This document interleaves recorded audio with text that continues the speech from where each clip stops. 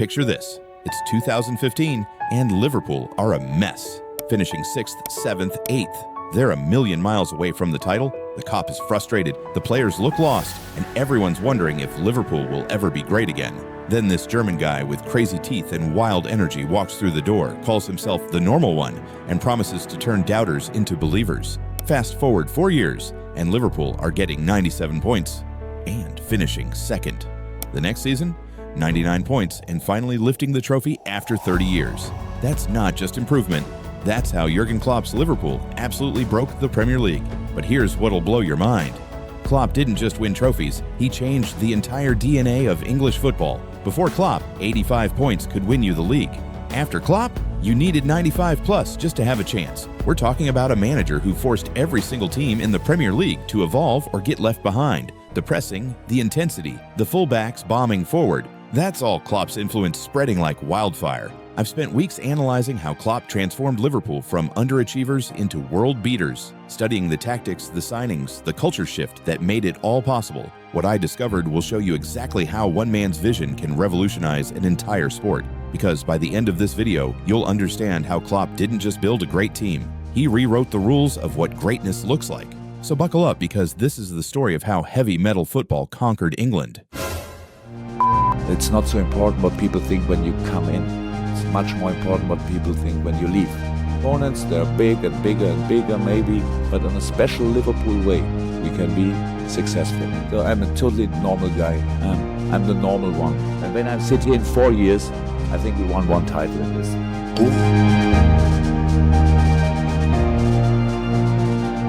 When Klopp walked into Liverpool in October 2015, he inherited a squad that was talented but directionless. They had players like Philippe Coutinho, Roberto Firmino, and a young Jordan Henderson, but they were playing like strangers who just met at a bus stop. The football was slow, predictable, and frankly, boring.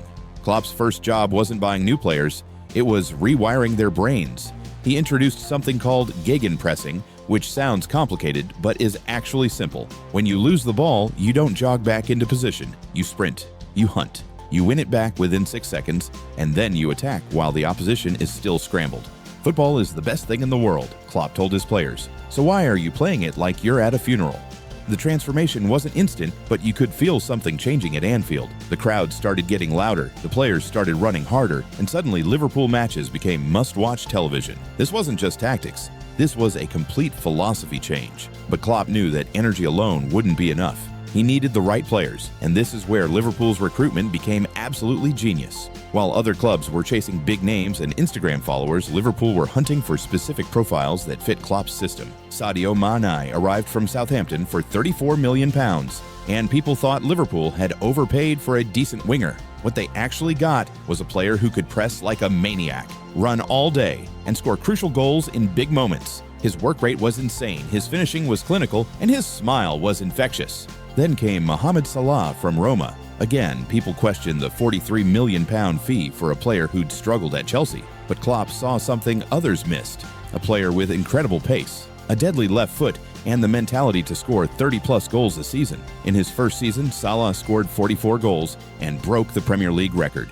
44 goals. That's not just good. That's video game numbers.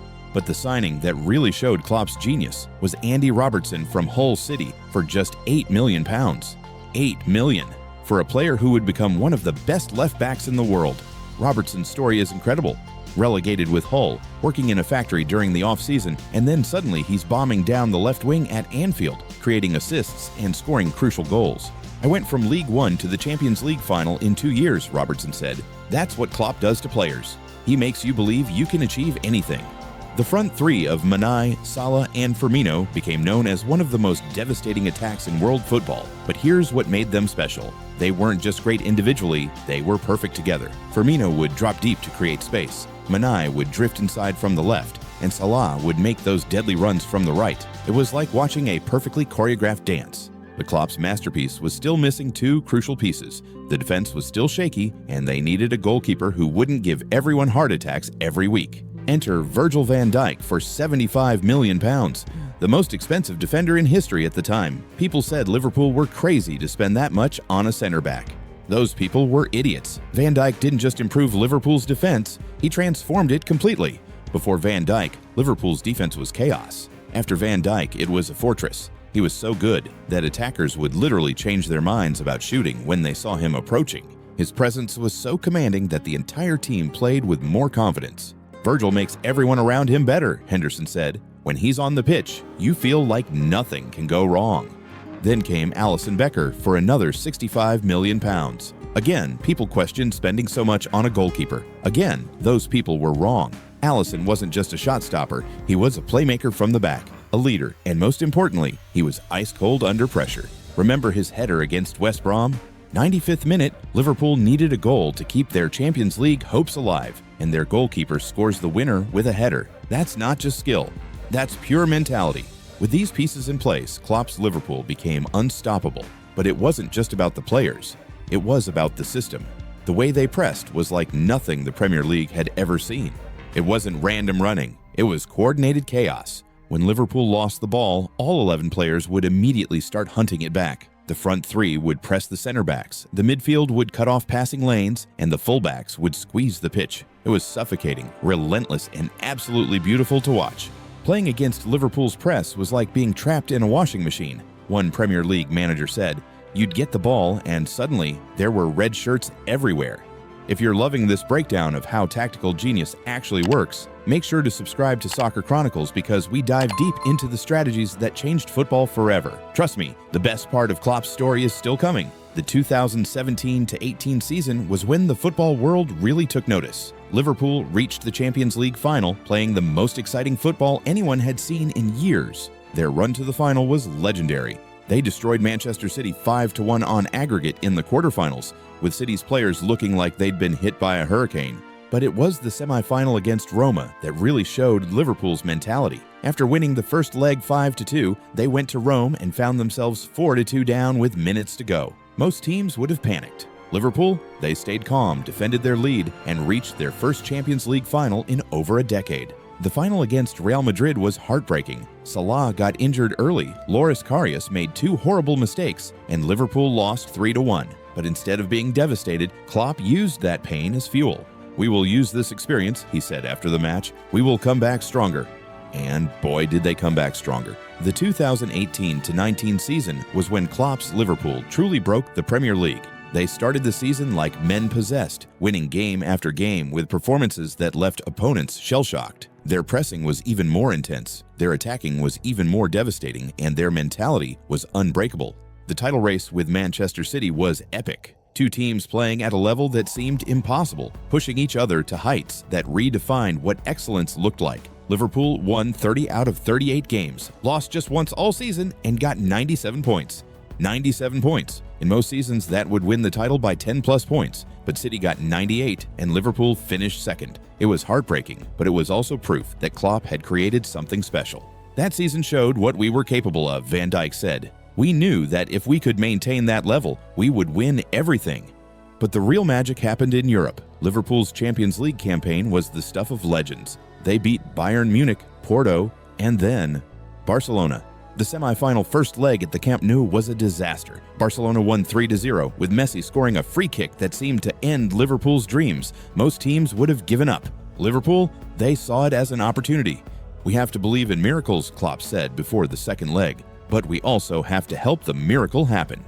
What happened at Anfield on May 7, 2019 will go down as one of the greatest nights in football history. Liverpool won 4-0, with goals from Divock Origi and Jorginho Wijnaldum completing the most incredible comeback anyone had ever seen. But it was Trent Alexander-Arnold's quick corner that summed up everything about Klopp's Liverpool. While Barcelona's players were switching off, Trent was thinking 2 steps ahead. He spotted Origi unmarked, played the corner quickly, and Liverpool scored the goal that sent them to the final. "That corner showed our mentality," Klopp said. "We never stop thinking, we never stop believing, we never stop fighting." The final against Tottenham was almost anticlimactic after the Barcelona miracle. Liverpool won 2-0, with goals from Salah and Origi, and finally lifted the Champions League trophy. Klopp's tears of joy said everything. This wasn't just about winning a trophy, it was about proving that his philosophy worked at the highest level. But Klopp wasn't finished. The 2019-20 season was when Liverpool finally conquered England. They started the season like a team on a mission, winning their first 18 Premier League games and building an unassailable lead at the top of the table. Their football was perfect. The pressing was relentless, the attacking was devastating, and the defense was impenetrable. They were winning games 4-0, 5-0, making it look easy against teams that had given them trouble in previous seasons. The moment that summed up their dominance came against Leicester City on Boxing Day. Liverpool won 4-0 away from home, with a performance so complete that Leicester's players looked like they were playing a different sport. Every pass was perfect, every run was timed to perfection, every tackle was won. That night, Liverpool looked unbeatable. Leicester manager Brendan Rodgers said they were operating on a different level to everyone else. When Liverpool finally clinched the title with 7 games to spare, it felt inevitable. They finished the season with 99 points, losing just 3 games all season. The 30-year wait was over, and Klopp had delivered the impossible. But here's what made Klopp's Liverpool truly special. They didn't just win, they changed how everyone else played. The pressing style that Klopp introduced spread throughout the Premier League. Suddenly, every team was trying to press high. Every team was looking for fullbacks who could attack. Every team was prioritizing intensity over possession. Klopp changed English football, said Pep Guardiola. He forced all of us to evolve, to find new ways to play. That's the mark of a truly great coach.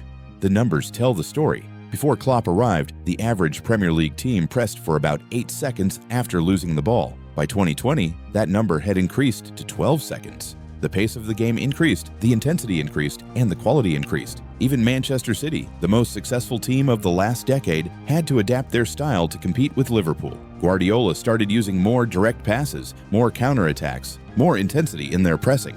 That's how you know you've broken something. When the best team in the league has to change their approach to keep up with you. Klopp's influence went beyond tactics. He changed the culture of English football, the passion, the emotion, the connection between players and fans. That all became more important. Anfield on a European night became the most intimidating venue in world football, with the crowd playing like a 12th man. The atmosphere at Anfield is like nothing else, said Barcelona's Gerard Piqué after the 4-0 defeat. It feels like the crowd is sucking the ball into the goal.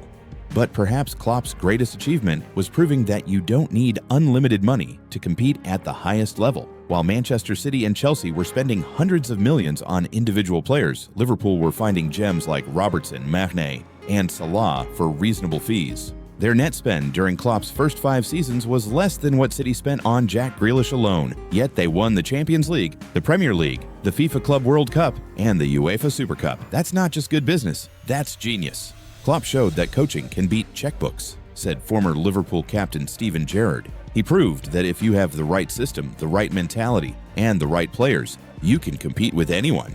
The legacy of Klopp's Liverpool will last for decades. The pressing style, the fullback creativity, the mentality of never giving up, all of that is now part of football's DNA. Young coaches around the world study Liverpool's games, trying to understand how they created such intensity and quality. But more than that, Klopp reminded everyone why we love football in the first place. The passion, the emotion, the belief that anything is possible.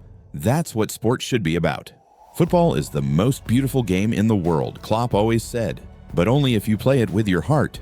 And that's exactly what his Liverpool team did. They played with their hearts, they played with their souls, and they played with a joy that was infectious. Watching them at their peak wasn't just entertainment, it was inspiration. So the next time you see a team pressing like maniacs, or fullbacks bombing forward like wingers, or players celebrating like they've won the World Cup after beating a relegation-threatened team, remember Klopp's Liverpool. Remember the team that showed the Premier League what was possible when you combine tactical genius with pure passion.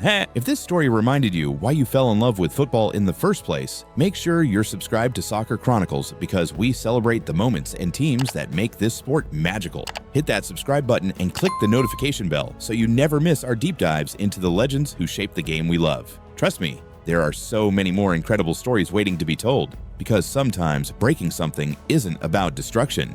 It's about showing everyone what's possible when you refuse to accept limitations. And that's exactly what Klopp's Liverpool did to the Premier League.